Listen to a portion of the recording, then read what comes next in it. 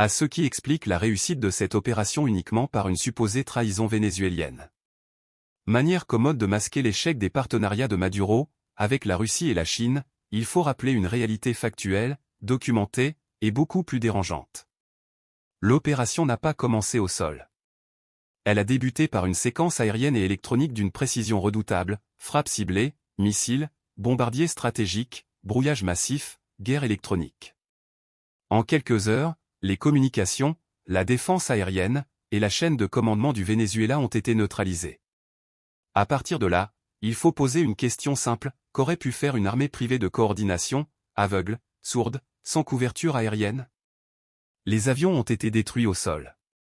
Plusieurs systèmes de défense antiaérienne russes ont été mis hors service.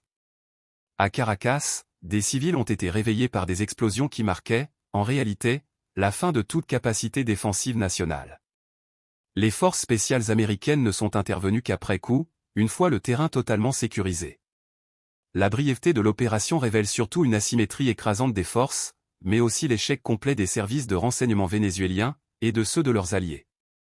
Oui, il y a eu infiltration, sabotage, achat d'informations, retournement de personnel, jusque dans les cercles proches du pouvoir.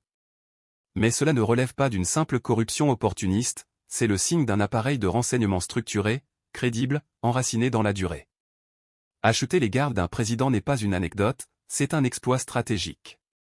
Dès lors, une autre question s'impose, pourquoi Maduro n'a-t-il pas été capable de faire de même en face, alors que son environnement politico-économique brasse des milliards? Parce que le renseignement ne repose pas seulement sur l'argent, mais sur l'influence, la profondeur stratégique. La capacité à inspirer loyauté ou crainte.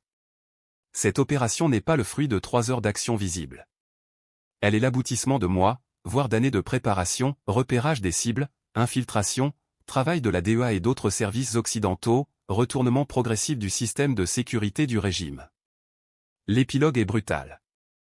Les Russes et les Chinois peuvent être des partenaires commerciaux ou techniques, mais quand il s'agit de sécurisation réelle, leur fiabilité est largement illusoire. Aucun avertissement sérieux, aucune anticipation, aucune neutralisation en amont. Tous les alliés de la Russie se retrouvent seuls face aux Occidentaux. Et c'est là que la leçon devient universelle, notamment pour l'Afrique et le reste du monde. Aucun partenaire extérieur ne mourra pour vous. Ni la Chine, ni la Russie. La seule protection durable, c'est l'autonomie stratégique, la solidité institutionnelle et la maîtrise réelle du renseignement. Le reste n'est qu'illusion diplomatique.